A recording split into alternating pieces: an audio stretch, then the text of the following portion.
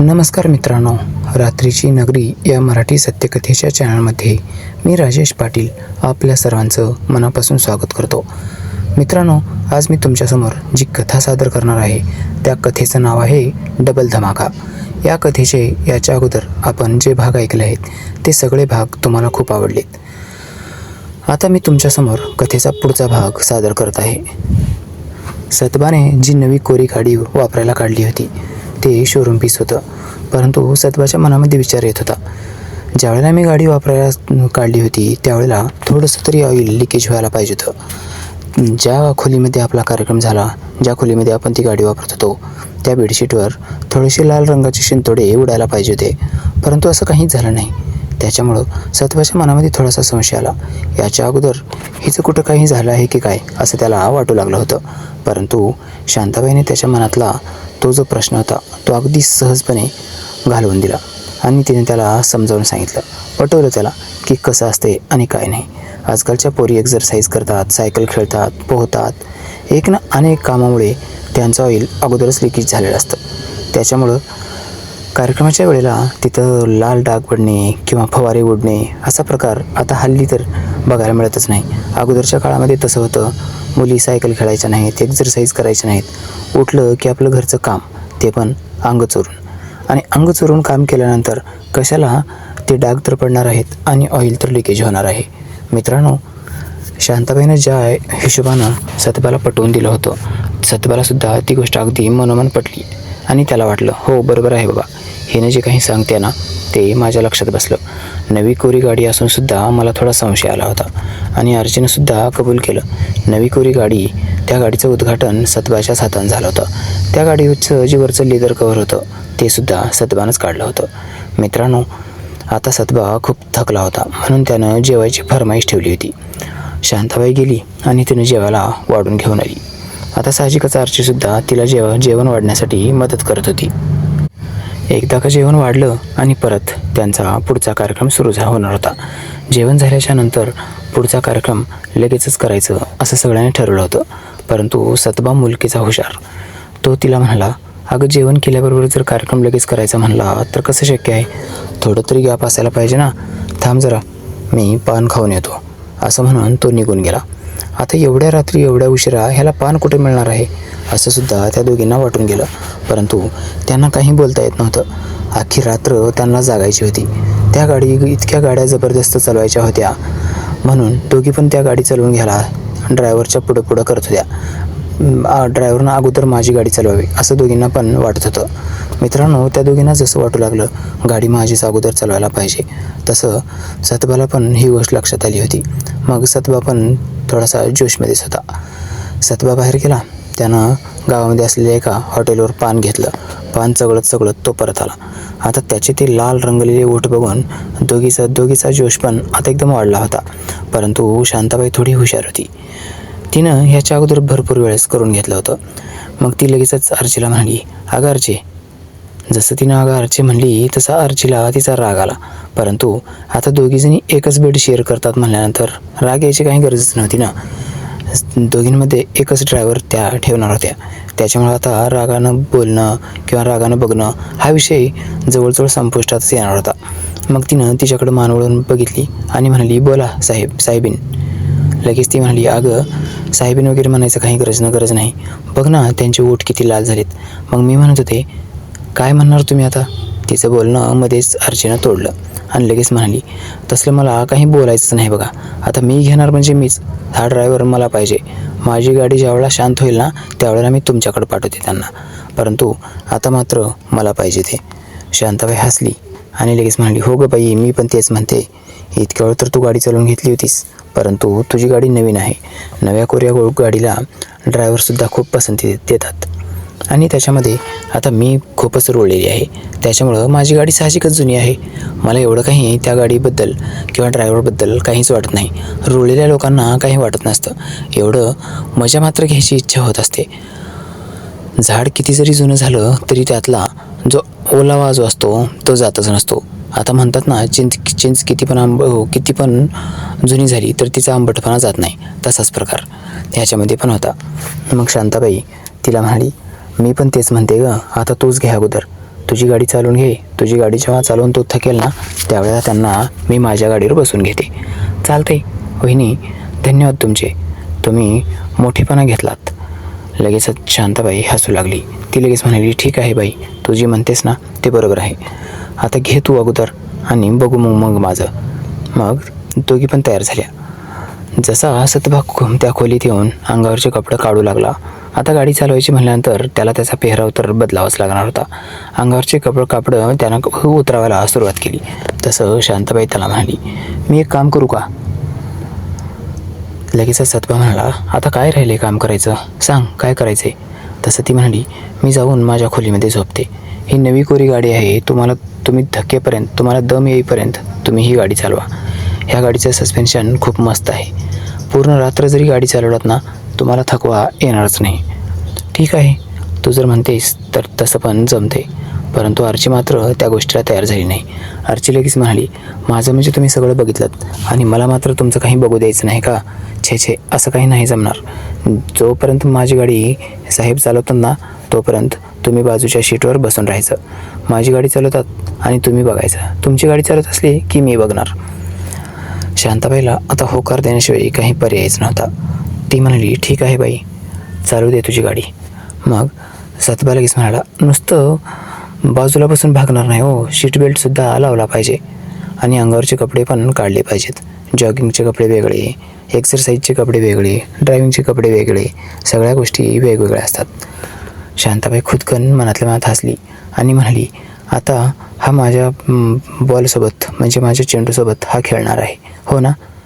तो लगेच हसला आणि तो पण म्हणाला, हो ना. जरी मी गाडी ह्याची चालवत असलो तर हॉर्न मात्र ह्याच गाडीचे वाजवणार, कारण ह्या जुन्या गाडीचे हॉर्न खूप मस्त आहेत, ते रुळलेले आहेत आणि नवीन गाडीचे हॉर्न थोडेसे टणक आहेत. त्याच्यामुळं ह्या जुन्या गाडीचे हॉर्न वाजवायला खूप मस्त मजा येते. नवीन गाडीमध्ये मात्र थोडीशी हाताला तकलीफ होते. आरची म्हणाली, ठीक आहे, तुम्हाला कोणत्या गाडीचं हॉर्न वाजवायचं ना ते वाजवा. जी गाडी वापरायचं आहे ती गाडी वापरा. सगळं काही तुमचंच आहे. आता मालकच तुम्ही म्हणल्यानंतर काय करायचं आहे आणि काय नाही ते तुम्हीच ठरवलं पाहिजे ना. हो बरोबर आहे बघ, असं म्हणून तो शांत बसला. मग हळूहळू 10-15 मिनटे गेली आणि 10-15 मिनटानंतर सतबाने आर्चीची गाडी चालवायला घेतली. आर्चीची गाडी हळूहळू आता रुळावर येऊ लागली होती. सतबा एकदम मस्त पट्टीचा ड्रायव्हर होता. त्याने तिला हळूवारपणे त्या गाडीला खेळवायला सुरुवात केली. जसं जसं तो तिला खेळवू लागला तशी गाडी रिस्पॉन्स देऊ लागली. त्या गाडीचा मोसम कटू लागला होता. जशी गाडी मोसममध्ये आली तसं सतबा अधूनमधून गिअर बदलत होता. तो कधी पहिल्या गिअरवर चालवायचा, कधी दुसऱ्या गिअरवर. आता गिअरवर बदलत सतबा थेट 5व्या गिअरवर आला होता. आता सतबा एकदम स्पीडमध्ये गाडी चालवत होता. 100च्या स्पीडनं गाडी जरी म्हणलं तर काही चुकीचं ठरणार नाही. गाडीला दणादण दणके बसत होते, आदळे बसत होते, गतिरोधक येत होते. अनेक कामं सतबा एकदाच मल्टिप्लाय पद्धतीमध्ये करत होता. आर्चीची गाडी चालवत असतानाच तो शांताबाईला सुद्धा मस्तपैकी सांभाळत होता. शांताबाईचे हॉर्न वाजवायला तो काही कमी पडत नव्हता. शांताबाईनं तिचं हॉर्न सतबाच्या तोंडाला लावलं आणि म्हणाली, ह्याला तोंडाने वाजवा. सतबा हसला आणि म्हणाला, ठीक आहे.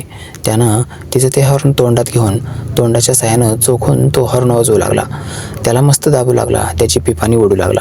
जसा सतबा तिचा हॉर्न वाजवू लागला, ओढू लागला, तसं ते बघूनच इकडं आर्ची जास्त जोशमध्ये येऊ लागली. माझ्या पण गाडीचं हॉर्न वाजवायला पाहिजे असं तिला वाटू लागलं. मग ती सतबाला म्हणाली, काय यार तुम्ही सगळं काही वहिनीच्याच गाडीचे हॉर्न वाजवत आहेत. माझ्याकडं पण 2 हॉर्न आहेत ना, वाजवा ना, लेफ्ट राईट वाजवा. तसं सतबा म्हणाला, अगं तू तुझे हॉर्न वाजव, तू गाडी मी चालवत आहे, परंतु कसं माझ्यावर थोडासा लोड येतो आहे, प्रेशर येते मला. तशी आर्ची म्हणाली, काय यार सगळं मीच करायचं म्हणलं तर. सतबा म्हणाला, मीच करायचं म्हणजे सगळं तर मी करतोय, तुला फक्त हॉर्न वाजवायचे आहेत. ते पण तुला जर आवडत असेल तर हॉर्न वाजव, नाहीतर मला हॉर्न वाजवायला आहेतच ना. आपला काय, रस्त्यावरची ट्रॅफिक बाजूला झाली बस झालं. परंतु जी गाडी चालवतात ना त्याच गाडीत जर हॉर्न वाजवलं तर गाडी लवकर मोसममध्ये येते, हे पण लक्षात ठेवा. हो तुझं पण बरोबर आहे. असं म्हणून सतबानं वहिनीच्या हॉर्नवरचा हात काढला, म्हणजे शांताबाईच्या हॉर्नवरचा हात काढला आणि त्यानं तो हात हिच्या हॉर्नवर ठेवला, म्हणजे आर्चीच्या हॉर्नवर ठेवला आणि आर्चीचे हॉर्न तो आता मन लावून दाबू लागला. जसजसं आर्चीचे हॉर्न तो वाजवू लागला तसं आर्चीची गाडी रंगात येऊ लागली. तिला खूप मस्त मजा येऊ लागली होती. आता जवळजवळ 2-3 राऊंड होऊन गेले होते. आर्ची पण खुश आणि सतबा तर 7व्या आसमंतातच होता. शांताबाई म्हणाली, आता नुसते माझे हॉर्न वाजूनच तुम्ही माझ्या जीवाचे हाल बेहाल केलेत. माझ्या पण गाडीमध्ये थोडंसं गिअर चेंज करा ना. थोडंसं मला पण चूक द्या. गाडी एकाच गिअरमध्ये जर चालली तर तिचे टायर खराब होतात. त्याच्यामुळं थोडंसं तुमचं पिस्टन इकडच्या बाजूला लावा आणि इकडं पण बार उडवून द्या. आर्चीला तिचं बोलणं पटलं. आर्ची समजदार होती. ती लगेच सतबाला म्हणाली, साहेब तुम्ही आता ह्या गाडीतून उतरा आणि त्या गाडीवर चढा. दुसरी गाडी तयारच होती सतबाला घेण्यासाठी. जसा सतबा खाली उतरला तसं शांताबाईने त्याला स्वतःवर घेतलं. स्वतःच्या गाडीवर आरूढ करून घेतलं. गाडीवर बसल्यानंतर त्यानं दनादन लगेचच दणके द्यायला सुरुवात केली. कारण ऑलरेडी गाडी गरम होती आणि गाडी मोसममध्ये असल्यामुळं त्याला जास्त काही तकलीफ करायची गरजच नव्हती. मित्रांनो, आता सतबा इतक्या जोरजोरक्यात फटकार लावू लागला होता. तो गिअर तर एवढ्या लवकर चेंज करत होता की तो एक पट्टीचा ड्रायव्हर, नामांकित ड्रायव्हर असल्यासारखं वाटत होतं. आर्ची खुश, सतबा खुश आणि शांताबाईस तर सांगूच नका. तिनं तिच्या आयुष्यात तेवढं सुख कधी ओरबडलं नसेल, तेवढं सुख ती आता त्याच्याकडून ओरबडून घेऊ लागली होती. मित्रांनो, आता हे एवढा जबरदस्त रात्रभर खेळ चालला की आर्ची आणि शांताबाई दोघी पण थकून गेल्या होत्या. परंतु सतबाला मात्र आणखीन काही झालं नव्हतं. सतबाला बघून शांताबाई म्हणाली, अहो तुम्हाला काहीच कसं काय होत नाही. तो लगेच म्हणाला, माझा स्टॅमिना तेवढा मजबूत आहे. मी ड्रायव्हरच असा आहे की पूर्ण रात्रभर गाडी चालवू शकतो. मित्रांनो, त्याच्या शरीरयष्टीकडे बघूनच ह्या गोष्टी क्लिअर झाल्या होत्या. तो खूपच मजबूत अंगापिंडाचा होता. त्याच्यामुळे त्याला झोप पण कंट्रोल होत होती. सगळ्या गोष्टीवर त्याचं वर्चस्व होतं. सतबाची मजबूत शरीरयष्टी बघून दोघी पण अगदी बेधुंद झाल्या होत्या. त्या दोघींना पण आता काही सुचत नव्हतं. दोघी पण त्याला बघून खूप एकदम मदहोश झाल्या होत्या. आर्चीला वाटत होतं मलाच पाहिजे आणि शांताबाईला पण वाटत होतं मलाच पाहिजे. परंतु दोघी पण तेवढ्या समजदार पण होत्या आणि दोघींनी पण सतबाला वाटून खायचं ठरवलं होतं. मग सतबानं त्यांना पूर्ण रात्र त्यांची गाडी चालवल्यानंतर सतबा आता थोडा थकल्यासारखा वाटू लागला होता. सतबानं तिथून पहाटे 4 ते 5 वाजता काढता पाय घ्यायचं ठरवलं. त्यानं आर्चीला म्हणाला, आर्ची आता मी जातो, उद्याच्याला आणखीन परत बघू. तशी शांताबाई त्याला म्हणाली, उद्याच्याला परत बघू म्हणजे बघू नाही, बघायचं वगैरे काही नाही, बिनधास्त यायचं. मी सगळी सोय लावून ठेवते, तुम्ही बिनधास्त यायचं आणि सगळा काही कार्यक्रम आज जसा झाला तसाच व्हायला पाहिजे. सतबा तर तयारच होता. तो लगेच म्हणाला, हो मी सगळं काही रोजच करायला तयार आहे. मग जाता जाता त्याने एकदा पाठीमागं ओढून त्याची नजर आर्चीकडे टाकली. तशी आर्ची त्याला म्हणाली, माझी आणखीन एक मैत्रीण पण आहे आणि तिला पण हा खेळ खेळायचा आहे. तिला बघून शांताबाई म्हणाली, आता हे काय नवीनच काढलीस? अगं आजची रात्र तर तुझी गाडी तू त्याला चालवाय दिलीस आणि तुझ्या मैत्रिणीला लगेचच कशी काय तू ड्रायव्हिंगला घेऊन येतेस? ती लगेच म्हणाली, वहिनी मी तुम्हाला सांगितलं नाही, परंतु माझी मैत्रीण एक आहे खूप जीवाभावाची. तिनं पण खूप परेशान आहे. बऱ्याच दिवसापासून तिच्या गाडीला ड्रायव्हर नाही. म्हणजे तिच्या गाडीला अगोदर ड्रायव्हर होता का? हो तिच्याकडे ड्रायव्हर होता, परंतु तिच्या ड्रायव्हरनं काम सोडलं आहे. आता तिची गाडी घरात बसूनच आहे. त्याच्यामुळे तुम्ही जर हा ड्रायव्हर तिला पण दिलात तर जमेल. मग लगेच सतबा शांताबाईकडे बघाला. बघत त्यानं तिला म्हणाला, बघ तुझी जर इच्छा असेल तर तिची पण गाडी चालवून देतो, परंतु तुमच्या प्रेमामध्ये वाटेकरू जास्त होत आहेत. गाड्या भरपूर येत आहेत आणि ड्रायव्हर मात्र मी एकटाच होत आहे. शांताबाई हसली आणि लगेच म्हणाली, त्याला काय, ड्रायव्हर जर पट्टीचा चालवणार असला तर कुणी पण त्याला गाडी चालवायला चल सोबत म्हणतेच. मग ह्याच्यामध्ये एवढं राग येण्यासारखं किंवा बाकीचं काही गोष्टीचं काहीच नाही ना. चालू द्या, बघू, उद्या जर जमलं तर घेऊन ये बाई तू तिला पण. परंतु आर्ची लगेच म्हणाली, उद्या नाही, उद्याचा दिवस मी एकटी घेणार आहे. आता एक काम करू, उद्याचा पूर्ण दिवस मी एकटीच घेते, मग परवाच्या दिवशी तुम्ही घ्या आणि त्याच्यानंतरच्या दिवशी मात्र मग आपण तिघींमध्ये घेऊ, चालते का? सतबानं डोक्याला हात लावला आणि म्हणाला, काय विचार आहे त्या राव यांचे? मी एक मागितलं तर दुसरी मिळते, दुसरी मागितली तर तिसरी मिळते. आणखीन किती जणांना घ्यायचं आहे मला काही माहीत नाही. बघूत जे काही असेल ते असेल. सतबा म्हणाला, ठीक आहे आर्ची, उद्याच्याला मी तुझीच गाडी चालवतो. आता जाऊ का मग? हो असं म्हणून दोघींनी पण त्याला संमती दिली. मित्रांनो, आता दोघी पण इतक्या खुश होत्या, इतकं त्यांचं चेहरा खुललेला होता की आत्तापर्यंतच्या काळामध्ये त्या दोघींची गाडी एवढीच जबरदस्त कोणी चालवलीच नव्हती. आर्ची तर एकदम नवीन होती, परंतु शांताबाईची गाडीसुद्धा सतबाने एकदम मस्तपैकी चालवली होती आणि त्याची ती गाडी चालवायची पद्धत बघून आर्ची तर एकदम मनमोहित झाली होती.